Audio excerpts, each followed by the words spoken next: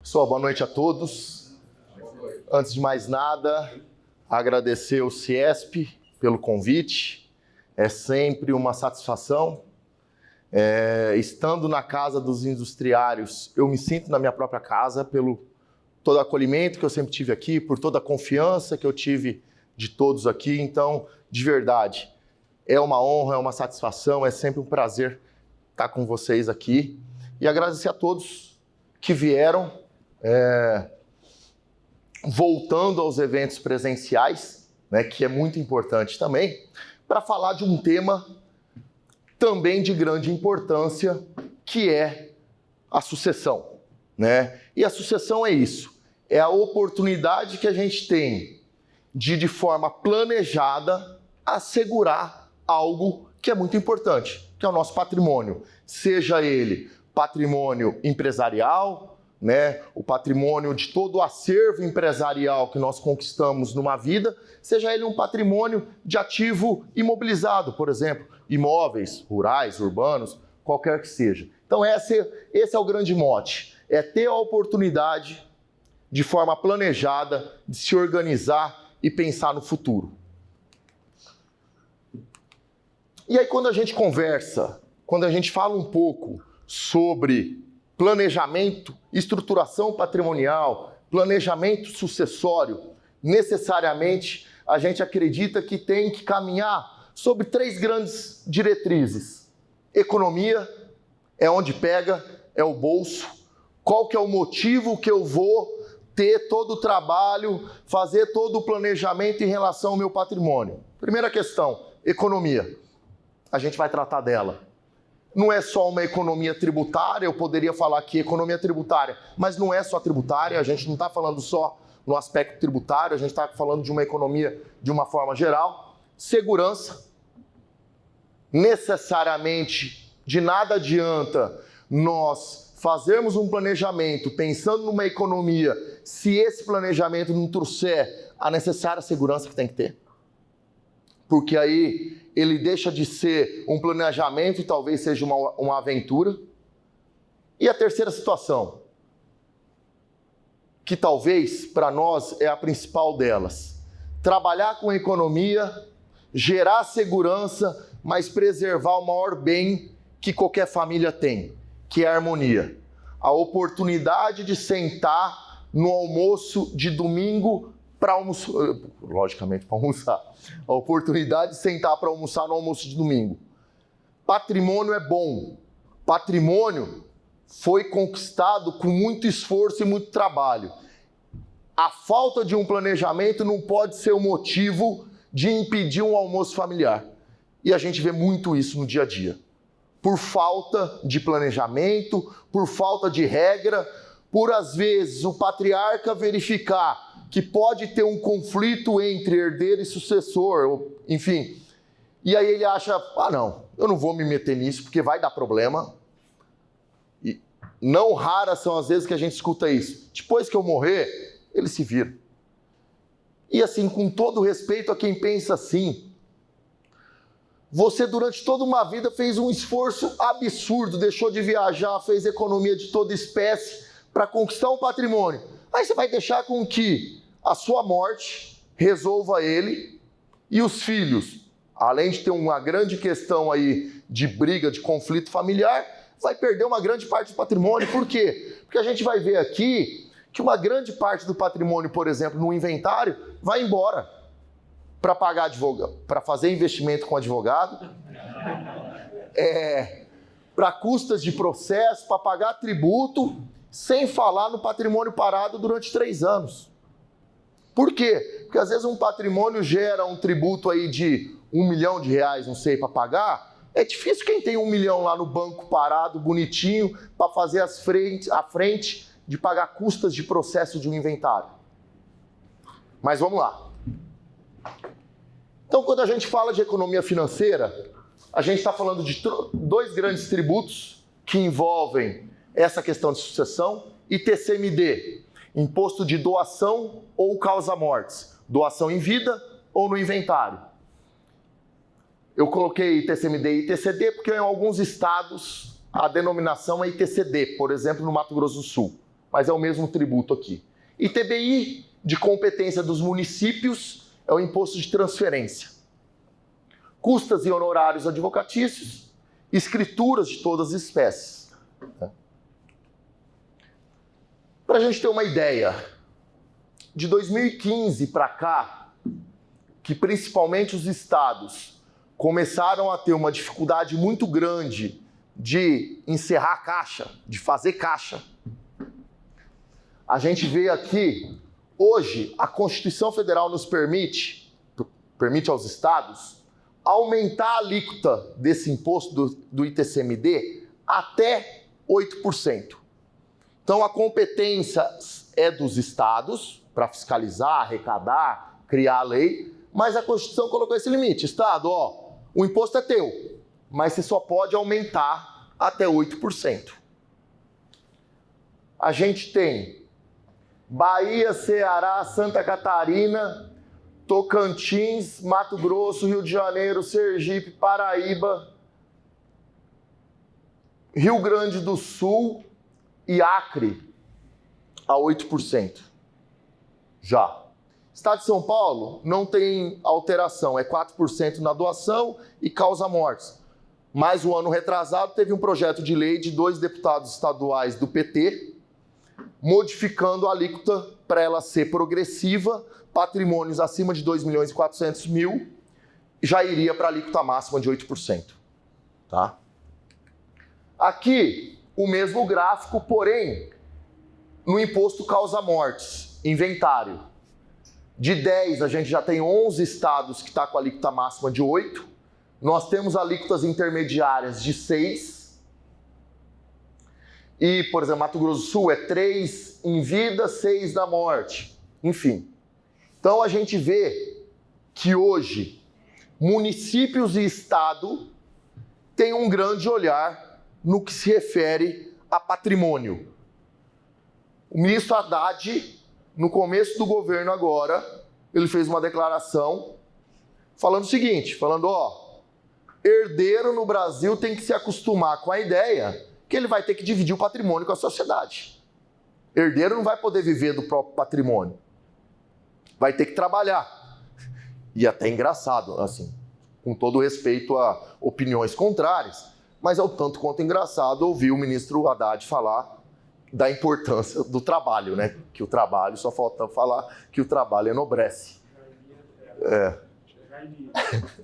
Então, mas a gente vê uma preocupação muito grande. Hoje tem uma proposta de emenda constitucional que esse limite de 8% iria para 20%, tá? E a União teria uma parte dessa arrecadação na medida que ela não consegue criar o imposto sobre grandes fortunas. Então, se hoje é ruim, indo para o limite de 20%, fica muito pior, né?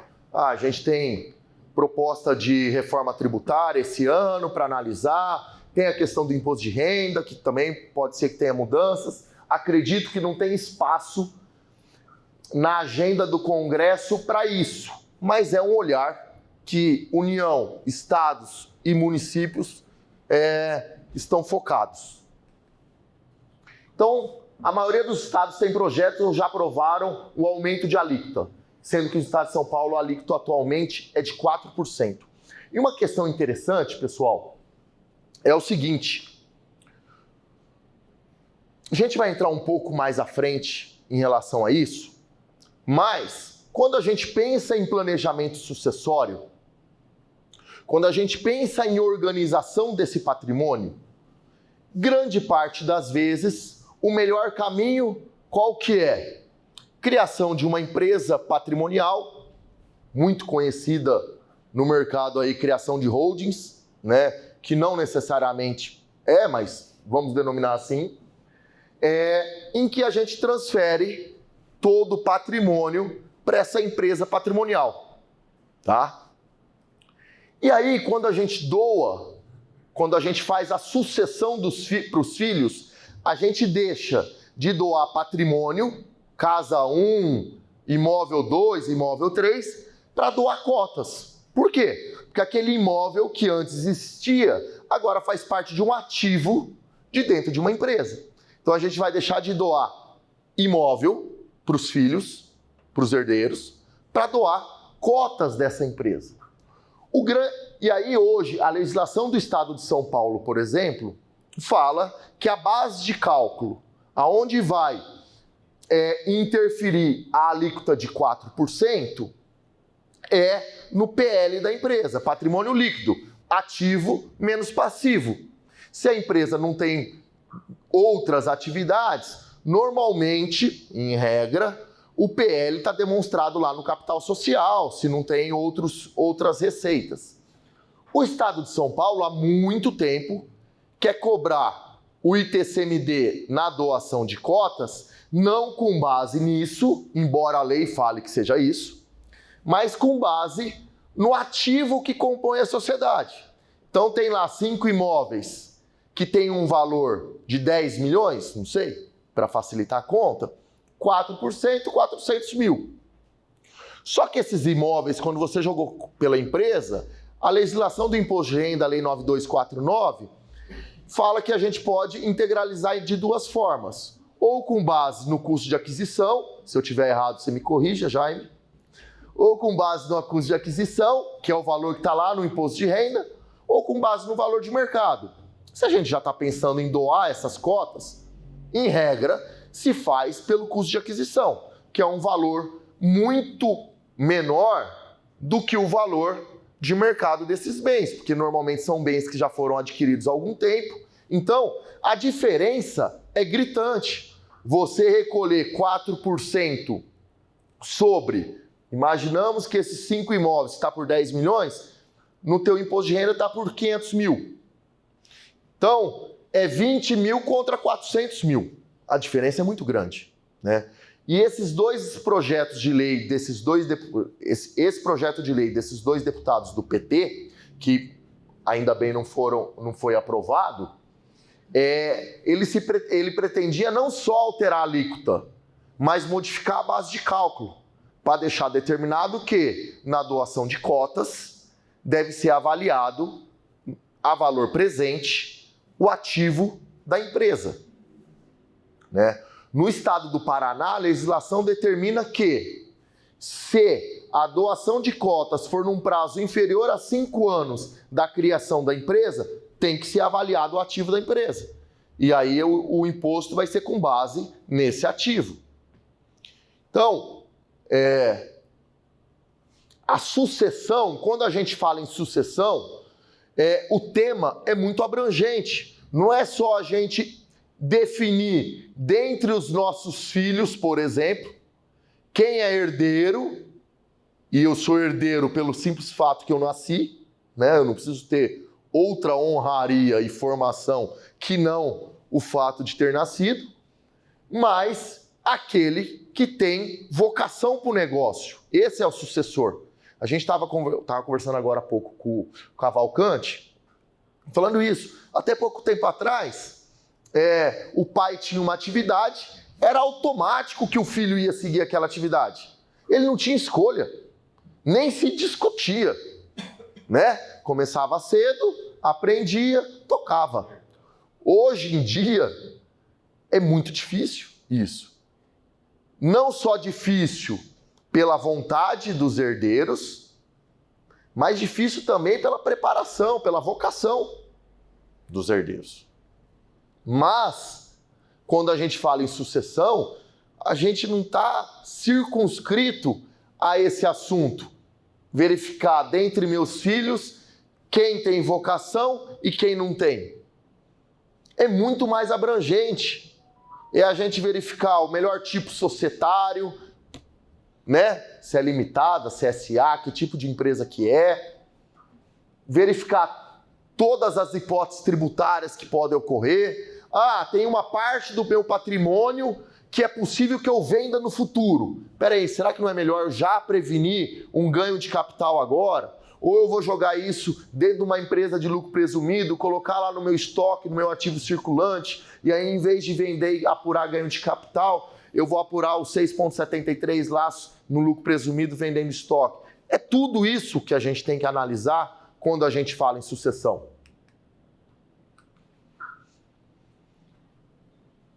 E aí a gente vem conversar um pouco sobre segurança.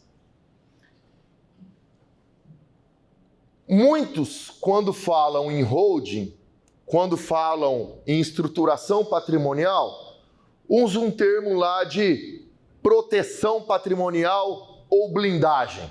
Chega a me arrepiar quem fala em blindagem. Assim, por respeito a todos da sala, eu vou deixar de comentar o que eu sinto de verdade, né? Mas está vendendo uma ilusão, né? Não é blindagem. Por quê? Porque qualquer juiz trabalhista vai gerar uma desconsideração da personalidade jurídica da empresa e vai conseguir ir se tiver alguma espécie de fraude. Enfim, não é intransponível. Blindagem é aquilo que é intransponível. Ok? Agora, ela gera sim uma segurança no seu patrimônio na medida que você desvincula os bens da pessoa física para uma pessoa jurídica. Ponto final. E é importante, por quê? Primeiro, para gerar responsabilidade para os sócios da empresa, sabendo que qualquer passivo que eles criarem pode ser que contamine o patrimônio deles. Mas a grande oportunidade que se tem é planejar desde já qual vai ser o futuro daquele patrimônio dentro da família. Tem clientes que entendem que é um patrimônio familiar, ele tem que ficar na família. Um eventual insucesso no casamento do meu filho, por exemplo, não pode fazer com que um patrimônio que é familiar, que não foi conquistado pelo casal, vá embora com a minha nora, por exemplo. Mas cada um tem uma verdade, outros não. Não, doutor, paciência, vamos que vamos, a vida que segue. Mas, aqui nesse momento é importante para desenhar essas cláusulas no patrimônio. Então, primeiro, incomunicabilidade, por exemplo. Ah, meu filho casou, eu doei essas cotas com incomunicabilidade? Ok. Num eventual divórcio, independente do casamento, a esposa não vai levar consigo uma parte dessas cotas, desse patrimônio. Uma outra situação é a possibilidade de reversibilidade. É algo que é muito pouco discutido, até porque ninguém quer passar por isso, mas é algo possível. E se eu falecer antes do meu filho? Não, desculpa. Se meu filho falecer antes de mim? Se ele falecer antes de mim, é muito possível que o patrimônio se encaminhe para a família dele, particular dele. Se eu coloco uma cláusula na minha doação de reversibilidade, tudo aquilo, se ele morre antes de mim, tudo aquilo que eu doei para ele volta para mim e eu tenho condições, por exemplo, de doar esse 100% direto para os meus netos. Por exemplo, em uma situação. Tá? Agora, em relação a essa questão da segurança contra terceiros, a gente sempre coloca, mas às vezes vem cliente falar, doutor, fica tranquilo, meus filhos são todos... Obrigado. São todos bem criados, todos harmônicos, o casamento vai bem. E esses dias, a gente fez um trabalho perto de Piracicaba. E o seu João tem 3 filhos. 2 filhos homem e uma filha. E aí um dos filhos, que trabalha com ele, inclusive, no negócio, me ligou. Falou, doutor, eu engravidei minha namorada, tá? Eu falei, parabéns. Ele falou, doutor, não é bem assim. Aí eu falei, mas por quê? Você não tá me ligando só para dar notícia boa? Ele falou, mais ou menos. Eu falei, o que tá acontecendo? Porque a gente coloca algumas regras de convivência depois. Então, os filhos vão casar posteriormente, a gente aconselha para que seja regime de separação de bens, né? E aí caiu nisso. Falou, doutor, expliquei as regras aqui para minha noiva, e ela falou que se for para casar, com separação total de bens, ela não vai casar. Falei, mas sério? Sério. Falei, não, Fernando, tô indo para aí, daqui 2 semanas a gente senta com ela e conversa. E eu, na minha inocência, falei, imagina que ela vai falar, vai afirmar isso na minha frente, né? Imagina. Aí, e ela muito simpática, conversa bem, não sei o quê, começando a conversar. Falei, então, né? Foi eu, o chato, que colocou a regra, não sei o quê. Falei, não, doutor, entendi perfeitamente. Para mim é muito claro tudo isso aí. E eu até acho que é justo. Entretanto, com um filho, eu consigo trabalhar normalmente, não tem problema nenhum. Ele quer ter 4. Com 4 filhos eu não vou continuar trabalhando. E aí, amanhã depois, ele olha para mim, de um dia, do nada, e falou, não quero mais. Eu vou sair com uma mão à frente e outra atrás, doutor. Não vou. E eu fiquei surpreso com a clareza de raciocínio dela. Eu falei, você sabe que ela tá certa, né? Ela não tá errada. E aí, mas enfim, a gente já tinha doado com incomunicabilidade, né? A separação de bens era algo a mais, né? Como diziam outros, é um plus a mais, mas estava solucionado a questão, né? Mas é um assunto que, por mais, às vezes, bobo que a gente acha que é muito difícil, primeiro, de ser conversado, né? Na medida que a gente já prevê, os pais preveem a cláusula da incomunicabilidade, ele tira um pouco desse peso do filho tratar. Até porque a gente vai ver lá na frente, talvez um dos últimos slides, que a separação convencional de bens, que é isso que a gente está falando, as pessoas de forma livre vão lá e escolham o regime de separação de bens, não é tão... não há tamanha proteção assim, por exemplo, num caso de morte. Mas aí vai chegar lá na frente. E aqui é a harmonia familiar. O tema sucessão de negócio, sucessão de patrimônio, tem uma redoma aí de vidro nele, justamente porque ele é pouco discutido às vezes em família. E aí está o maior problema. Na medida que meu pai não deixa claro como vai ser, eu penso de uma forma, o Fernando pensa de outro, o Itamar pensa de outro. Não que nós estejamos errados, mas cada um pensou com a sua realidade. Na medida que essa realidade não acontece, aí que acontece o trauma, aí que acontece o embate, aí que acontece a briga. Então por que o inventário normalmente tem briga? Porque o pai não teve coragem, que ele queria deixar uma parte maior, por exemplo, para o filho, que sempre trabalhou com ele. Aí ele deixa isso no testamento. E ninguém sabe disso. Hora que abre o testamento, fala, porra, sacanagem. Sendo que, se fosse conversado abertamente isso, falou, é o seguinte, esse aqui me acompanhou a vida inteira. Na minha posição, na minha verdade, dentro do patrimônio que eu construí, eu vou deixar algo a mais para ele, nesse sentido. A gente fez um trabalho em Três Lagoas, no Mato Grosso do Sul, já tinha finalizado praticamente todo. O cliente tem bastante incorporação imobiliária em Três Lagoas e tem fazenda em Itaporã, perto de Dourados. Fizemos praticamente o trabalho, estava na fase final de acordo familiar, definir regras.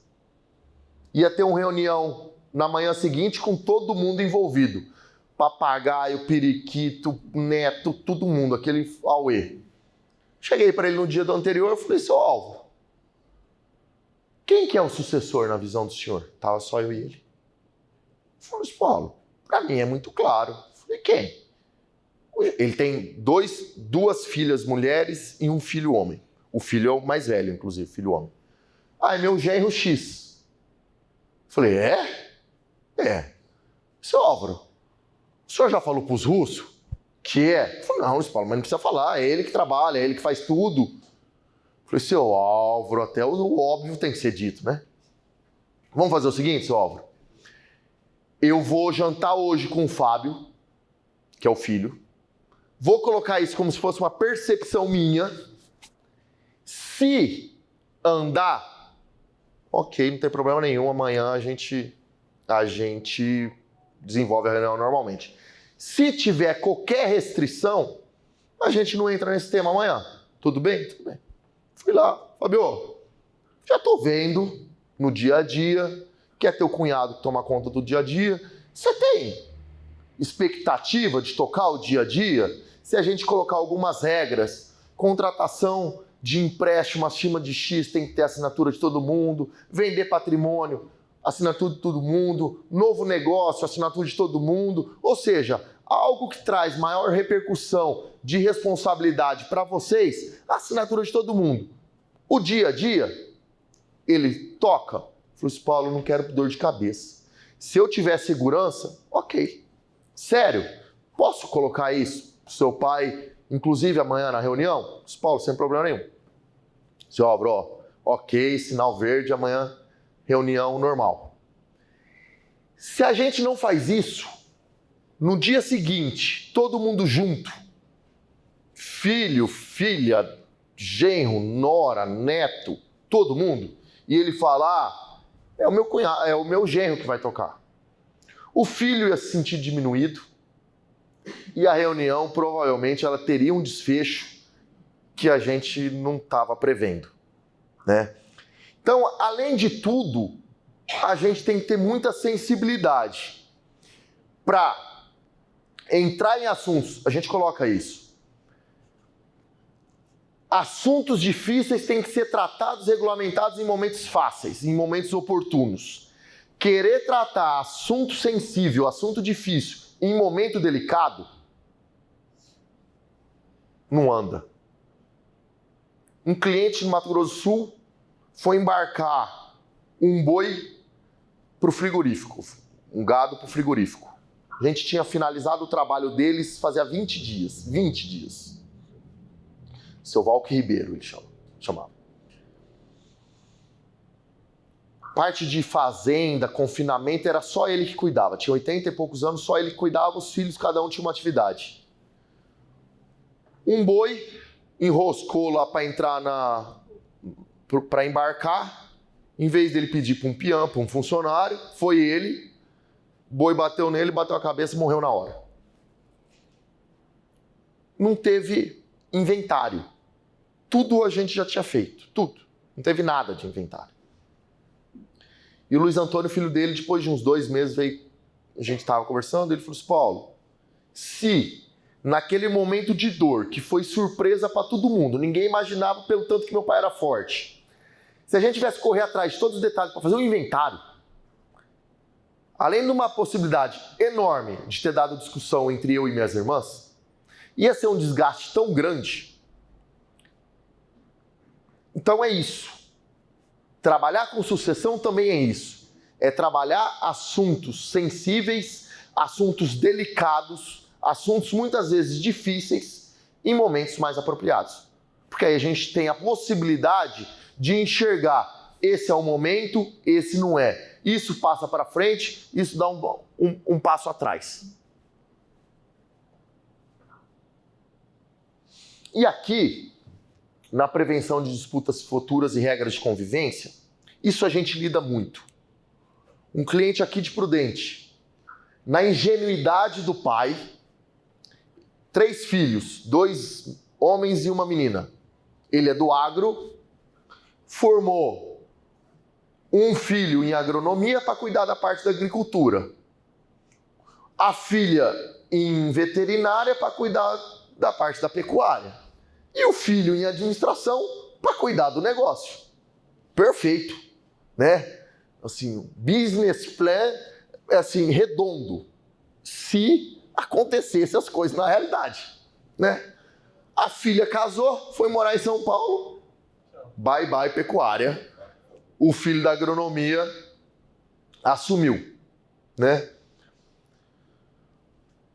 O filho que estava da administração ia para o escritório um pouco mais tarde, saía mais cedo, achava que o que dava receita, o que dava resultado no negócio eram as aplicações financeiras e não a soja, que depende do tempo para crescer, o boizinho que tem que comer para poder vender, essas coisas. E tinha certeza que o irmão que ficava correndo o dia inteiro só ia para a fazenda para tomar tereré.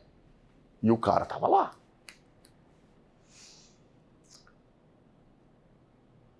Chegou no momento que a gente teve que parar o trabalho. Por causa disso. Não tinha jeito. Por quê? Não existia sintonia para a gente continuar esse trabalho. Né? Agora terminamos. Por quê? Ele entendeu que 2 filhos eram herdeiros. Mesada. Trazer para negócio é caro. É muito mais barato pagar mesada e deixar em casa. O filho sucessor, esse sim, tem que ser prestigiado e ter uma remuneração de acordo com o resultado que ele está entregando, que é um patrimônio familiar. Isso passa por aqui. E também tem um outro filho que ele é consciente que ele quer ser herdeiro. E muitos até chegam à situação de querer vender patrimônio. Eu falo, gente, isso aqui não é para mim. Eu gosto de vinho e vou morar na França. E o patrimônio me sustenta. E eu vou vender. E aí tem pai que é preocupado e fala, doutor, eu quero que coloque uma cláusula de inalienabilidade no contrato. Ou seja, é proibida a venda de participação, de cotas da empresa. E eu sou contrário. Por quê? Porque a venda de um patrimônio ocorre em 2 momentos. Na oportunidade, querer tomar vinho na França, ou em, às vezes, um negócio bom que acontece, ou na necessidade. Imagina ter que ser internado no Sírio ou no Einstein em São Paulo. A conta começa com 500 e não tem limite. E aí, na medida que você proíbe uma venda de um patrimônio, você também está proibindo o seu filho, em uma eventual necessidade, poder vender para fazer frente a um tratamento de saúde. Porém, eu posso gerar o desestímulo em relação a uma venda. Como? Nas regras de convivência. Eu já vou colocar agora que só pode vender para os próprios sócios, primeiro, garantir que o patrimônio fica na família. Segundo, que a venda, por exemplo, vai ter 3 anos de carência para a empresa formar caixa e vai pagar em 10 anos. Aí o cara começa a pensar, ele fala, porra, essa parcela que eu vou receber para vender meu patrimônio já é algo que eu recebo pelos rendimentos que a empresa dá. Então, para que eu vou vender um patrimônio? Eu vou pegar esses meus rendimentos e com ele eu vou morar na França, não vou morar num castelo, mas moro num chateauzinho lá, né? Então, é isso às vezes. É essa oportunidade que a gente tem de tratar, de às vezes chegar no mesmo resultado que o nosso cliente, que o patriarca quer, mas em algo que seja possível e que não traga prejuízo.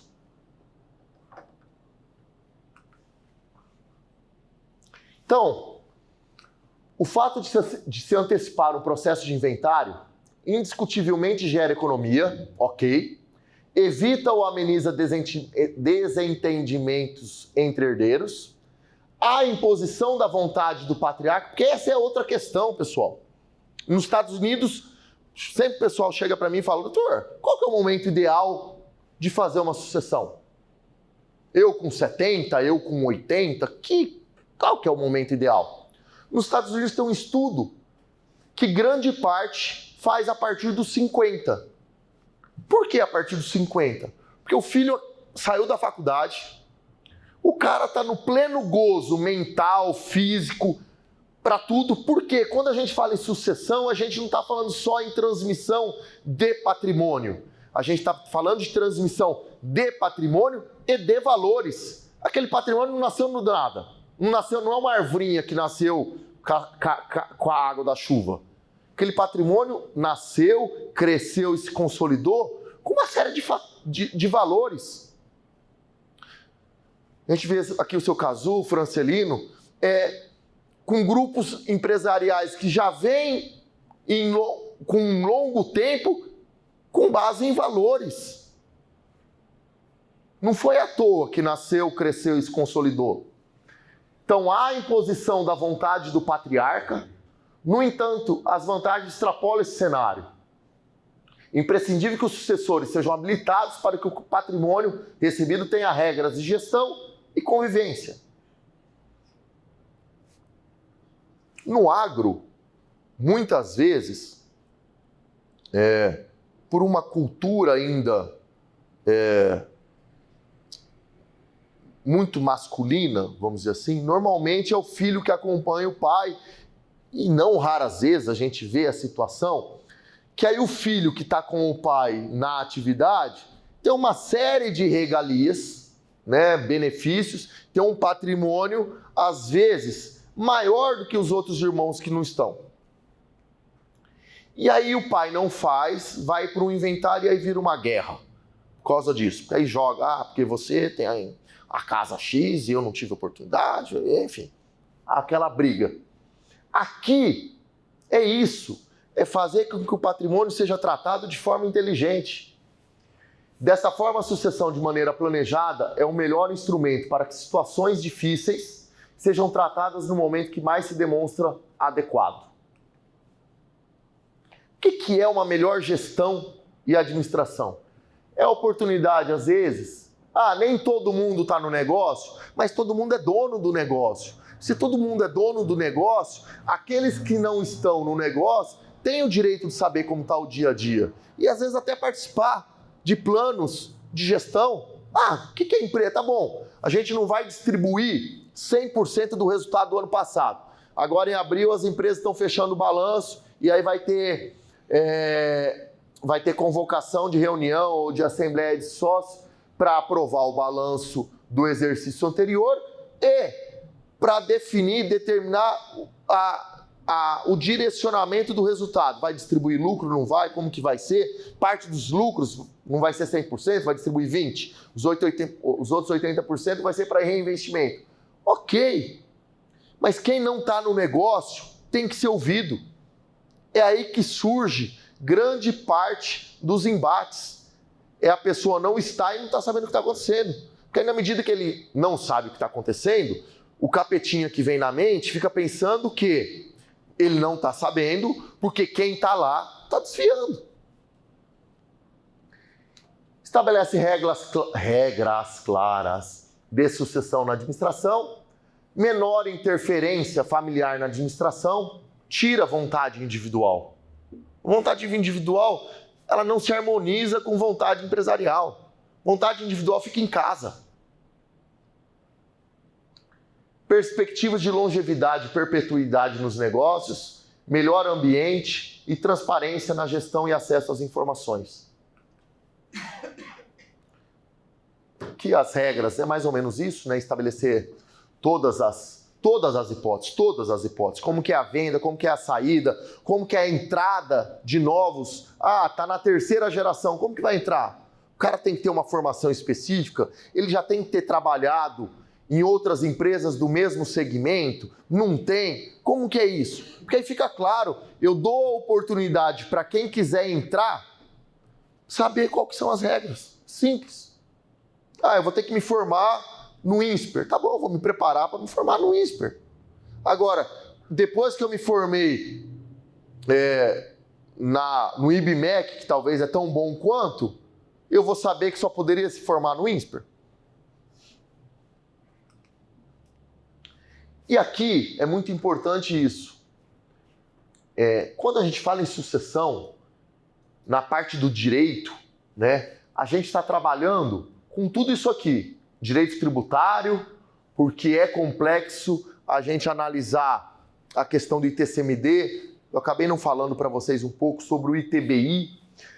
Nós, 2 anos atrás, tivemos uma decisão do querido, honrado, prestigiado ministro Alexandre de Moraes, que todo mundo tem um grande apreço por ele.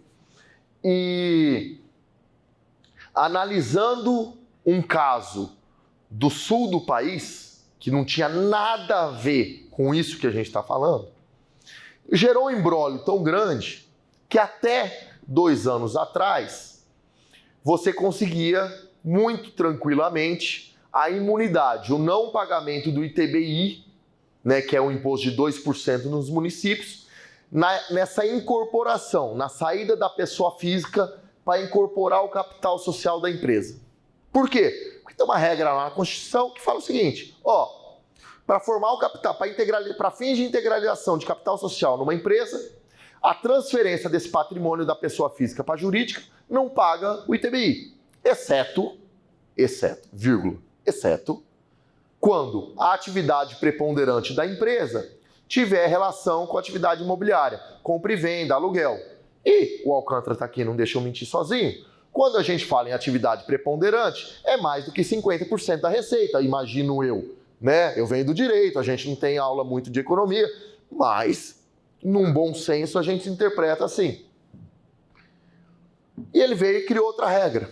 Hoje, que é o tema 796 lá do Supremo, graças a Deus, está evoluindo. No Mato Grosso do Sul hoje a gente tem grande parte das decisões, uma decisão agora da vice-presidência do TJ favorável. Tivemos a primeira decisão, sustentação oral da doutora Isabela, que está aqui. Primeira decisão do TJ de São Paulo favorável agora aos contribuintes. Por quê? Os municípios agora querem cobrar eles te dão a imunidade dos 2% até o valor que o imóvel foi integralizado, que é aquele negócio que eu falei lá do ITCMD. Então, o imóvel está lá no meu imposto de renda por 100 mil. Eu integralizei ele por 100 mil. Por quê? A legislação do imposto de renda só me permite isso. Senão eu vou ter ganho de capital, inclusive. Né? Só que aí esse imóvel, na avaliação da prefeitura, está por 1 milhão. A prefeitura dá a imunidade até 100 mil e cobra 2% da diferença dos 900 mil, que dá 18 mil. Que é um absurdo. Que absurdo. Mas tem tudo isso aqui para ser analisado. Então, vamos formar uma holding? Vamos. Só ir lá, bater um contrato social, pega na internet o contrato social? Não. É um pedaço do processo, né, Jaime? Pum. Não é? Mas não é todo. Nós tivemos uma situação em Rio Brilhante, do lado de Dourados. O São José chamou a gente lá para a gente fazer a proposta, tinha sido indicado lá. Tivemos reunião super boa com ele, pediu a proposta de honorários, apresentamos a proposta de honorários, fechou. Saindo da sala, falou, doutor, só preciso fazer um pedido para o senhor. Fala, São José. Preciso que esse trabalho esteja pronto em 30 dias. Eu falei, São José, jamais, não tem como, é impossível. Impossível. Em 30 dias eu não conheci o patrimônio do senhor, não conheci a família do senhor, não tem como entregar. Doutor, porque um advogado de Campo Grande falou que entrega. Eu falei, São José, fica à vontade, ele tem mais competência que eu, é mais inteligente que eu, é mais trabalhador que eu, faz com ele, porque eu não vou conseguir entregar em 30 dias e eu não vou passar o carão de dar desculpa pro senhor. Fez com ele. Quem faz com 30 dias, não olha detalhe. Pega o que está lá, joga para um papel, copia, cola, joga para a junta, registrou. Seu José, a empresa do senhor está formada. Ok. Seu José tinha uma pequena propriedade rural dentro de Rio Brilhante. Declaração de imposto de renda do seu José, essa propriedade, R$10 mil. Seu José vendeu essa propriedade 60 dias depois, por R$50 milhões. Ganho de capital da empresa, da propriedade, 49 milhões e 990 mil reais. Já estava na empresa. Tributação de ganho de capital dentro da empresa, 15% de IR, 10% de adicional, 9% de contribuição social sobre o lucro líquido. 34%. 34% sobre 49 milhões e 990 mil, 22 milhões e alguma coisa. Guia DARF. Lamento não ter tirado foto. O seu José me ligou um dia, doutor, tá bom? Ô, seu José, bom e o senhor? Doutor, mais ou menos. Falei, por que, seu José? Doutor, o senhor não sabe o que aconteceu. Fala, seu José. Começou a contar, falei, seu José, eu tô indo pra aí. Aí a gente toma um café aí. Tá bom. Falei, mas seu José, vamos ligar pro advogado, ué. Ele é inteligente, trabalhador e competente, ele vai resolver isso aqui. Falei, doutor, nem mais me atende o telefone.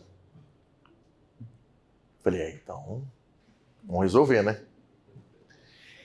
Essa propriedade, Jaime, ele tinha adquirido em 66. Se ele tivesse, pelo regime de ganho de capital, que abaixo de 88, cada ano que passa, você ganha 5% no ganho de capital, teria 100% de isenção de ganho de capital se ele tivesse trazido a valor presente. 100%. Mas a Inês já era morta. Já tinha registrado na junta, já tinha feito um ato jurídico, a Inês era morta. Falei, seu José, eu tenho certeza que a resposta que o senhor vai me dar, eu já sei. Mas, o senhor há de convir comigo que é melhor recolher, em vez de 22 milhões, o senhor recolher 9 milhões? Ninguém acorda com vontade de recolher uma guia DARF com 9 milhões. Mas é melhor do que recolher 22, não é? Eu falei, doutor, eu vou ficar bem satisfeito. Vamos ligar então para quem comprou? Se ele dá um prazinho para a gente passar essa escritura? Vamos. Fui lá, reduzi o capital social da empresa, trouxe de volta para a pessoa física e apurou o ganho de capital na pessoa física, que deu aí 9 milhões e pouco, quase 10 milhões. Mas num cenário que tivesse tido planejamento em relação a esses imóveis, porque a questão, quando vai fazer, tem que separar potes. Olha, esse potinho aqui, pode ser que eu venda. Esse potinho aqui, não vendo de jeito nenhum. É meu porto seguro. É o porto seguro dos meus filhos, é o porto seguro dos meus netos. Só que tem que ter tempo para planejar isso, para saber as consequências. É mexer um pauzinho aqui, tentando antever o resultado que vai dar lá. E esse caso é o caso... Ele poderia ter economizado os 22 milhões. Então é isso. É trabalhar com tributário. Tem profissional que vende como a solução de todos os problemas, em vez de constituir a holding, a empresa patrimonial, numa empresa limitada, fazendo uma SA.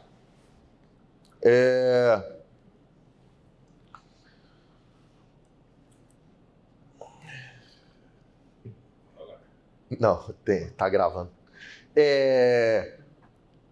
De verdade, a gente procura estudar um pouco.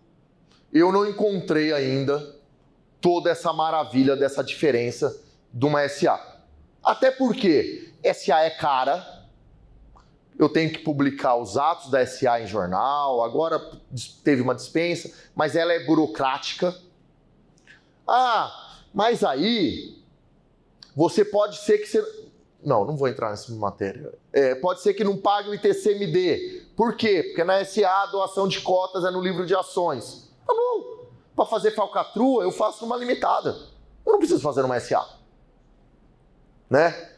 Então, sim, com todo respeito, talvez a gente não tenha ainda enxergado todas essas benesses que a SA traz, a gente não tenha tido competência para verificar esse cenário tão favorável, mas, exceto quando o grupo é muito grande, tem diretores, tem conselho de administração, tem conselho fiscal, ok. Aí sim tem um perfil próprio de SA. Fora isso, acho muito difícil. Fora isso, acredito eu que a grande vertente seja limitada, registrada na junta comercial. Uma outra grande economia é que o contrato social registrado na junta comercial, com a descrição de todos os imóveis, vai fazer com que se tenha uma outra grande economia. Você não precisa fazer uma escritura pública para transferir esses imóveis. O próprio contrato social registrado na junta já faz, às vezes, escritura. Então é isso. E aí a última questão, que é o que eu coloquei lá na frente, muitos clientes falam isso. Ah, doutor, não precisa doar com incomunicabilidade, porque meu filho casou com regime de separação de bens. Ok. Se ele se separar, ok. Problema nenhum. Separou, o que é meu, o que é teu, e seguimos em frente. Se ele falece, ela é sucessora em igualdade de condições com os herdeiros. Então, se tem um filho, divide por 2. Se tem 2 filhos, divide por 3. Básico, que é uma grande discussão e que para mim é um equívoco gigante. Porque se a pessoa em vida foi no cartório de forma espontânea e falou para o cartorário que queria casar com regime de separação total de bens, não é legítimo que o legislador venha e fale: ó, meu amigo, ok, mas na tua morte quem manda sou eu. E depois que você morrer, você tem que dividir. Só que qual foi a preocupação do legislador quando ele fez isso? Pensando principalmente na companheira que se dedicou toda a vida para o marido, na falta dele, ela não ter condições dignas de sobrevivência. Então, nesse cenário, a gente também tem possibilidade de enfrentar isso de uma forma com que haja uma sobrevivência digna da esposa, não só digna, mas confortável, tudo que o patrimônio pode oferecer, mas sem, entretanto, levar uma grande parte do patrimônio consigo, tá? Então, pessoal, para aquilo que me foi proposto, acredito que eram mais ou menos essas informações a passar, né? Sem prejuízo daquilo que eu esqueci, de eventual dúvidas, vocês me questionarem agora, acho que vai estar aberto, né, Itamar, para perguntas, ou às vezes depois tem meu contato, tem meu e-mail, tem meu celular, nos contatar para esclarecer qualquer dúvida. É um tema que a gente tem um apego, um carinho muito grande pela importância que ele traz para a família. A gente que vive isso todo dia e verifica o quanto ele pode ser importante no direcionamento inteligente dos bens e na prevenção de disputa, de briga familiar, a gente fica cada vez mais confortável e crentes que, sem dúvida alguma, a grande responsabilidade de quem tem patrimônio hoje no Brasil ou no mundo é sim fazer um adequado planejamento sucessório, tá bom? Obrigado novamente pelo CIESP, obrigado a todos pela presença.